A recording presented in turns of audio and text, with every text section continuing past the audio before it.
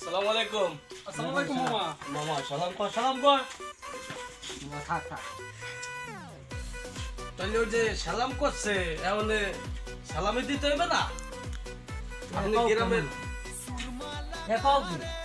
এই যে না সালামি দিতে হইবে, আজকে ঈদের দিন সালামি দিবেন না? সালামি দিবেন না? দেন দেন, যা দিবেন দেন। আর গতবারে বাড়ি আছে, এই বাড়ি 2 বছর যদি বরাবর হয়ে যায় তাহলে এগুলো দেবে কেন? আপনার আব্বাই। আর ঘুরে গেলায় যদি দেবে, এরপর মরে গেলে তো দেবে না। যাও যাও, তোমাকে দোয়া করে দিলাম, তোমরা ভালো থাকো। না গতবারের বাড়িটা তো দেবেন। এই যে বলেন হলেন গতবারের বাহির হইছে যে 200 নগদ দিয়েছিলেন সালামি, আরো 200 বাহির হইছে। তাহলে এই 200 টাকা দেবেন না? মারবা তুমি কেমন মারবা? না এটা ফাইজলামির কোনো ব্যাপার না, আর 200 টাকা আপনার কাছে পাওয়া যাবে। 10 টাকা নিলাম, সালামি 200 টাকা পাওয়া যাবে। এখন 10 টাকা লেখো কত, বাকি লেখো কত? 10 টাকা নিলাম, 10 টাকা। বাকি কত লেখো আপনি সেটা 80 বলেন। টাকা লাগে। হ্যাঁ আমরা তো আপনার পর কোনো চাপ সৃষ্টি করতেছেন। আপনি সালামিটা দেবেন, ভাগিনার আইছে, কিন্তু আপনি হতে আছেন কেন? 10 টাকা নাও তোমার। 10-20 টাকা হবে না? বাহিলে তখন আপনি পিঁয়াজ চইছে তো মেলা, পিঁয়াজ পাইছেন না? 10 মিনিট দিলাম।